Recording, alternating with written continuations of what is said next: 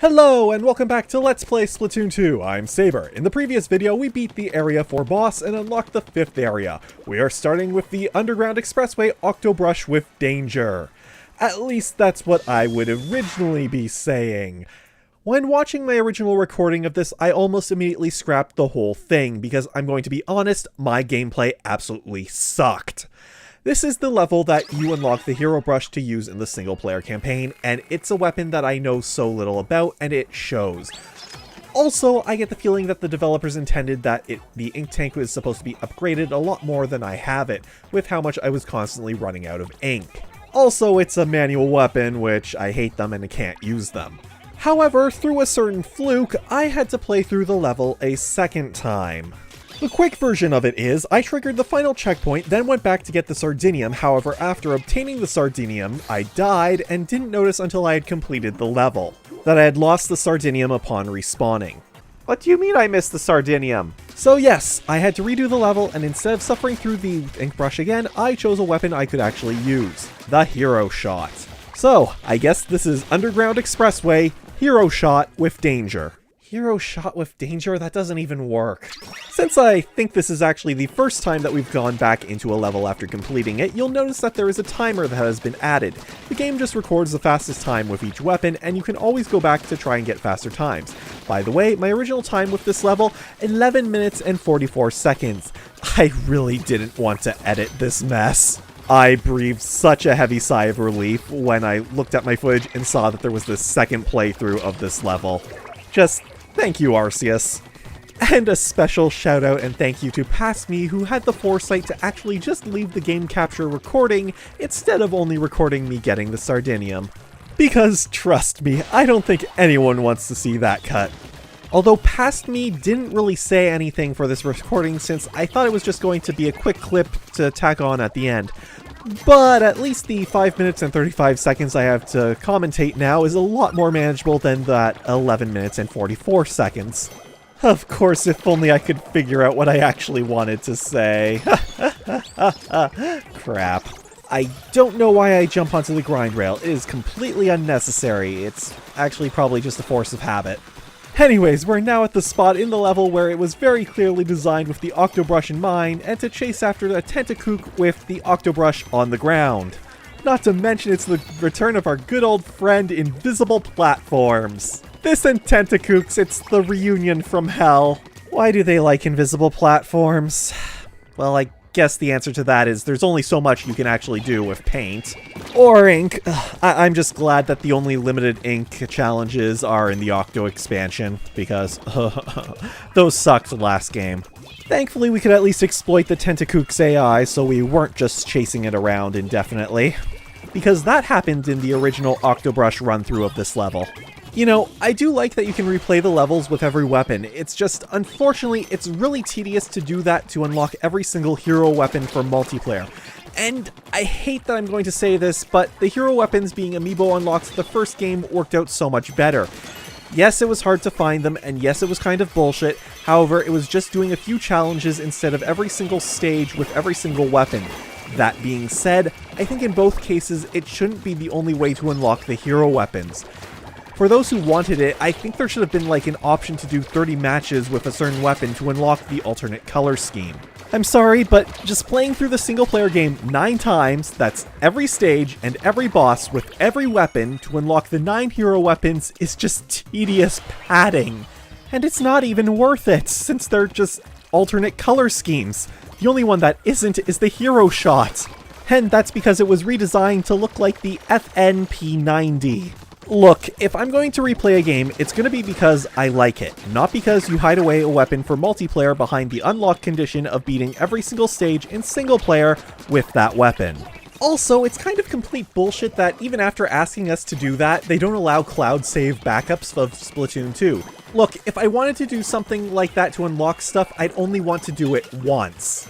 That's the kind of thing that will make me not want to pick up the game again if my system was stolen or broken.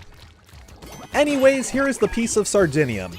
And now for the final bit of this level, which is the joy of trying to manipulate the Industrial Squeegee's AI.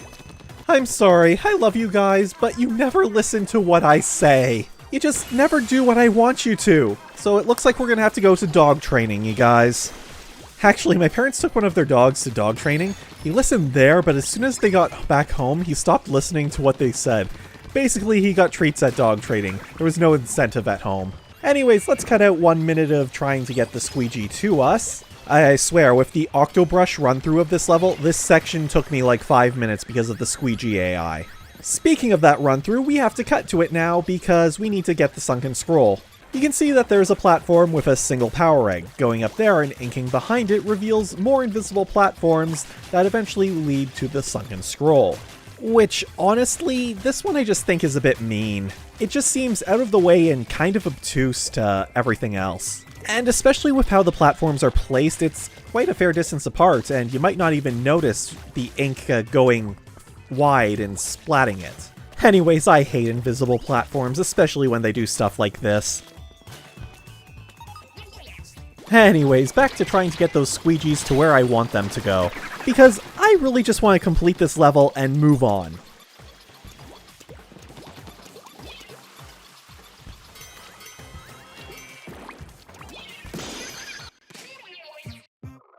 Agent 4, how dare you not pat the replica Zapfish stuffy like Agent 3 did. This is the worst game ever. Why did they cut such a cute animation? But seriously, no, why? I love that animation from Splatoon 1. Anyways, here's our sunken scroll. Hey Squid Kids, it's me, Callie Hart. It's been so long since I've written a proper blog post, Squid. Being on my own like this, I've got time to think, but sometimes I think too much. But I'm really psyched for filming today. Stay fresh. Before the next level, I want to go upgrade something now. Let's just quickly jump into here, upgrade this. We now have the max for that, and I don't have enough for ink tank. Oh well, hopefully that doesn't come and bite me anytime soon. Anyways, let's go into this level. Octo Galaxy, one with the Cosmos and... Oh, no, let me in. No, crap.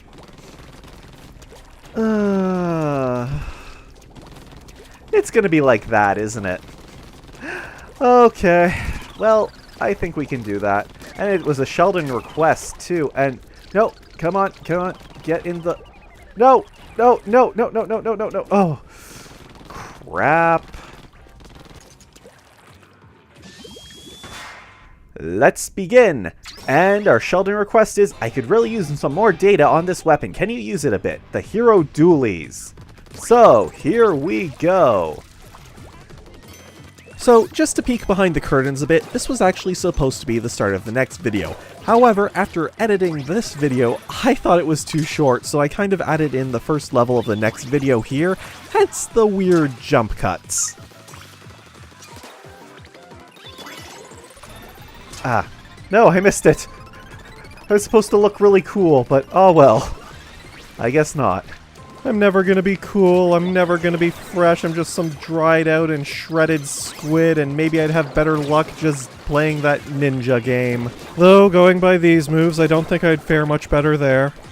Actually, I think Ninjala looks pretty good. I'm actually surprised it still exists since it was announced in 2018, then went silent for a while. It kind of took as long as this Let's Play. I know it's tough for you, but try not to get hit here. It's not that tough. Looking slick, Squid Kid. Of course.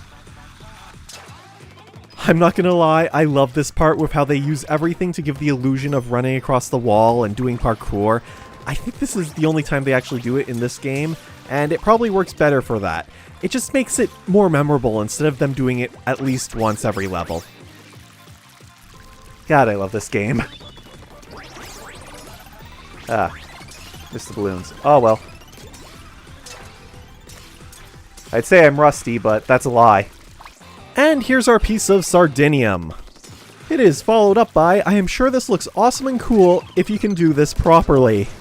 Which I can't, because of course I fail at doing completely simple things. Because how hard is it to go up a streamer like this? The answer is apparently very. I'm just going, wow, this would look completely awesome if I actually practiced this stage beforehand. Like I should have jumped through these rings.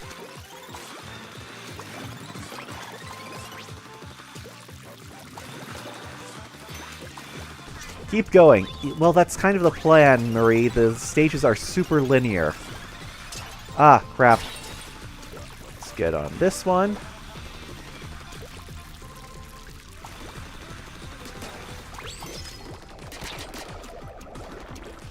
And here is our sunken scroll.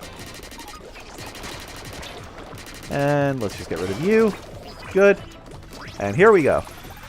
There really isn't a whole lot to talk about since the stage is really just doing grind rails and grind rails at this point. It's just going for the spectacle of it. I guess insert Sonic and Shadow Sonic Adventure 2 stages comparison here? I'm just gonna slam dunk it in there. I probably got that line wrong. The same wavelength and properties, but can I do this? That is a terrible Sonic impression, but I haven't actually played it or listened to it for a while. Squid Jump, oh how I miss you. Oh, I guess that means you're Team Retro. That was also another Splatfest, and oh crap, I completely missed. Oh well. Speaking of Splatfests, recently there was the Ketchup and Mayo Redo Splatfest, and honestly, I kind of wish they would redo more Splatfests like that. But I think they've made it very clear that it was just a one-time thing, and they have no interest in doing it again. I normally frown upon Smash speculation, but since ARMS had that Party Crash return in honor of the ARMS character being announced for Smash, maybe we're getting another Splats character. An Octoling or one based around Splatoon 2 weapons would be nice.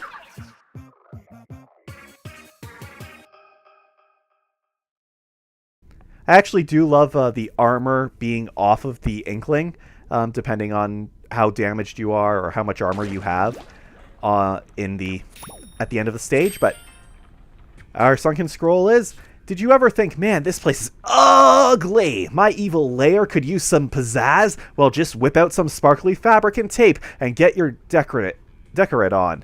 It looks great, feels great, and it's fun. Give it a try and stay fresh.